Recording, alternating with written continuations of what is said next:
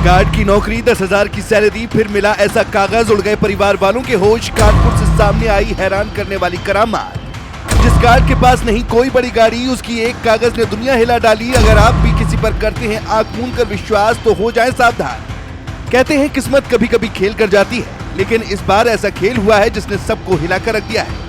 क्योंकि एक गार्ड जिसके पास न कोई बड़ी गाड़ी है, न महंगे कपड़े हैं, न कोई आलीशान घर है, उसके घर अचानक एक ऐसा कागज आया जिसने उसकी दुनिया हिला डाली है। ये हैरानी की बात नहीं, ये सच है, जिसके बारे में आपको इस वीडियो में सब बताते हैं। दरअसल ये पूरा मामला कानपुर का है, जहां एक गार्ड को 3 करोड़ रुपए का नोटिस मिला है, जिसने परिवार वालों की रातों की नींद उड़ा दी है। सिर्फ यही नहीं, विभागीय रिकॉर्ड में उसके नाम पर करोड़ों का कारोबार भी दर्ज है, जिससे जानकर आप भी हैरान रह जाएंगे।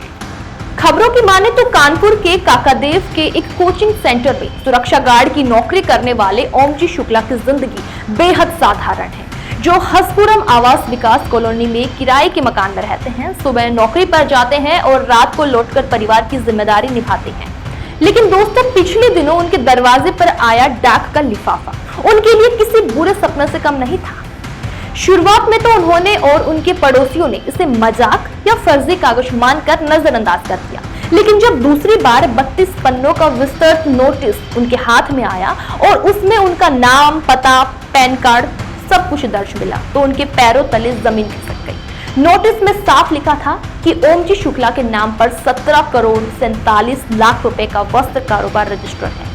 और सिर्फ इतना ही नहीं दोस्तों, इस कारोबार पर करीब 3 करोड़ 14 लाख रुपए टैक्स बकाया है। टैक्स विभाग ने उन्हें आदेश दिया कि 7 दिनों के अंदर पूरा बकाया चुकाएं और सभी जरूरी दस्तावेजों के साथ विभागीय कार्यालय में पेश हो।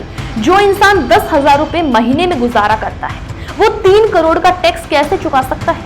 और सिर्फ यही कारण है कि ओमजी और उनका परिवार गहरे तनाव में है। बताया जाता है कि ओमजी ने पहले तो पड़ोसियों और परिचितों से सलाह ली। सबका यही कहना था कि इस नोटिस को हल्के में मत लो। फिर वो सर्वोच्च नगर में बने जीएसटी कार्यालय पहुंचे और आयुक्त रोशन लाल से अपनी आपबीती सुनाई। आयुक्त ने उनकी बात गंभीरता से सुनी और कहा कि घबराने की कोई जरूरत नहीं है। उन्होंने ओमजी को सलाह दी कि समय पर जवाब दे और सभी दस्तावेज पेश करें, जिसके बाद जांच में ये साफ होगा कि उनके नाम का गलत इस्तेमाल हुआ है। दरअसल मामला वही साफ होगा जहां से नोटिस जारी हुआ है। इस मामले में टैक्स एक्सपर्ट्स बताते हैं कि पहली बार नहीं है जब किसी गरीब व्यक्ति के नाम पर फर्जी कारोबार खड़ा कर दिया गया। कई बार पैन कार्ड या आधार कार्ड की फोटोकॉपी का गलत इस्तेमाल कर किसी अनजान शख्स के नाम पर कंपनी रजिस्टर कर दी जाती है। लेकिन जब टैक्स की बारी आती है तो नोटिस सीधे उस गरीब के घर पहुंचता है।